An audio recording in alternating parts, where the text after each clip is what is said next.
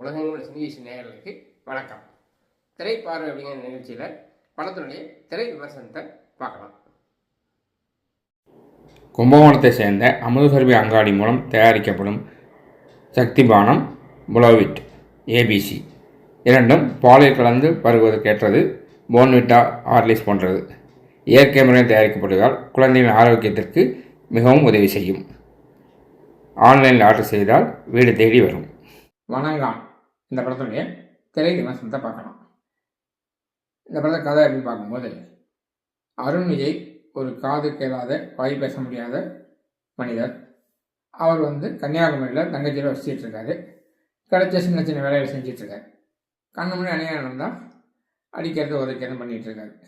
அவர் நிரந்தரமாக வேலை இல்லாததான் இப்படிலாம் நடந்துக்கிறாரு அப்படின்னு சொல்லி அவர் குடும்பத்து மேலே ஒரு அன்பு கொண்ட பாதிரியார் அவரை கொண்டு போய் ஒரு ஆதரவற்றோர் இல்லத்தில் வாட்ச்மேனாக சேர்த்து வர்றார். அந்த இல்லத்தில் பார்வை இல்லாத பெண்களுக்கு ஒரு அநியாயம் நடக்குது. அதுக்கு காரணமான 3 பேரை அருண் விஜய் துரத்தி கொடூரமாக கொலை பண்ணுறார். நான் தான் கொலை பண்ணேன் அப்படின்னு சொல்லி போலீஸாக சரண்டர் ஆகிறார். இந்த கேஸின் விசாரணை அதிகாரியாக வர சமுத்திரகனியும் நீதிபதியான மிஷ்கினும் எவ்வளவு கேட்டாலும் அருண் விஜய் எதற்காக கொலை பண்ண காரணத்தை சொல்ல மாட்டேங்கிறார். ஆனால் சமுத்திரகனி ஒரு மாதிரியாக இந்த விஷயத்தை கண்டுபிடிக்கிறார். அதனால் இந்த கேஸை நான் வாபஸ் வாங்கிக்கிறேன் அப்படின்னு சொல்லி அருண் விஜய் விடுதலை ஆகிறதுக்கு வழி பண்ணுறார். அதுக்கப்புறம் கிளைமாக்ஸில் ஒரு சோகமான சம்பவம் நடக்கிறதோட இந்த படம் முடியுது. இந்த படத்தில் ஹீரோயினா ரோஷினி பிரகாஷ். இவருக்கு படத்தை பெரிய வேலை இல்லை. அருண் விஜய் துரத்துறது காதலிக்கிறதும் அவர்கிட்ட அடி வாங்குறதுமான வேலை. தங்கச்சி நடிச்சிருக்கார் ரிதா. அவருக்கு நடிப்பு இந்த படத்தில் அருமையாக இருக்குது. இதுபோல் சமுத்திரகனி, மிஸ்கின், சண்முகராஜன் ஆகியோர் இருக்காங்க. அப்புறம் ஹீரோ அருண் விஜய். சமீப காலமாக தமிழ் சினிமா இருக்கிற எல்லாமே வருஷத்துக்கு 1 படம் 2 படம் நடிக்கிறாங்க. அதே சமயம் அதுக்காக அதிகமான உழைப்பை கொடுக்க தயங்குறதில்லை. அந்த வகையில் அருண் விஜயும் ரொம்ப அற்புதமான உழைப்பை கொடுத்துருக்கார். ரொம்ப மெனக்கெட்டு நடிச்சிருக்கார். வாய் பேச முடியாத காதை கேரக்டர் அப்படின்னால நடிப்பிலே உடல் மொழியிலையும் பல வித்தியாசத்தை காமிச்சிருக்கார். இசை ஜிவி பிரகாஷ்குமார். பின்னணி இசையில் ஓரளவு பரவாயில்ல. ஆனால் பாடல்கள்லாம் ஏன்டா ஒரு இசையம் போட்டோம் அப்படின்னு இயக்குனர் போகிற அளவுக்கு பொறுமையை சோதிக்கின்ற பாடல்கள்லாம் அமைஞ்சிருக்கு. படத்தினுடைய வேகத்திலே இந்த பாடல்கள் தான். அப்புறம் இயக்கம் பாலா. இந்த கதையை சாதாரணமாக எடுத்துட்டால் இந்த பாலா படம் சொல்ல மாட்டாங்க அப்படிங்கிறனால எவ்வளோ கொடூரமாக எடுக்க முடியுமோ அந்த மாதிரி எப்போ போல எடுத்திருக்கார். இன்னும் சிம்பதி வேணும் அப்படிங்கிறதுக்காக ஹீரோ காது கேட்காத வாய் பேசாத கேரக்டர். ஹீரோவுக்கு ஒரே தங்கச்சி, அதுவும் சொந்த தங்கச்சி இல்லை, அனாதை. இவர் எடுத்து வளர்க்குறாரு அப்படின்னு சிம்பதியை கொண்டு வர்றாரு. ஆனால் இதுவும் பத்தாது அப்படின்னு நினச்சாலும் என்னமோ தெரியல. கிளைமாக்ஸில் தேவையில்லாமல் தங்கச்சியை சாகடிக்கிறார். முடியும் போது ஒரு சோகமாக முடிக்கணும் அப்படின்னு ஒரே காரணத்துக்காக வலிந்து செய்யப்பட்ட மாதிரியே இந்த கிளைமாக்ஸ் இருக்குது. அந்த கிளைமாக்ஸ் எந்த அவசியமும் இல்லை.